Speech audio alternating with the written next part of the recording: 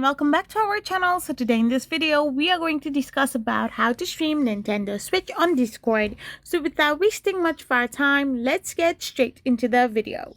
So to stream your Nintendo Switch on Discord, you will need a desktop or a laptop. You cannot actually stream a Nintendo Switch on your Discord on your device like mobile phone or any other tablets and stuff. You need a desktop for it. And in the desktop, you will need a capture card. And with the capture card, you can have something as a bridge between your Switch and your computer, allowing you to capture the gameplay and transmit it to the Discord. Once you have a capture card, you will need to connect it to your computer and then configure it to work with your Switch. Once it is connected and configured, simply join the Discord's voice channel and start streaming.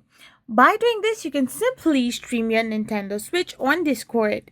I hope you found this video helpful, so don't forget to hit that subscribe button and do give us a thumbs up. We will be back again with more informative videos. Thank you for watching.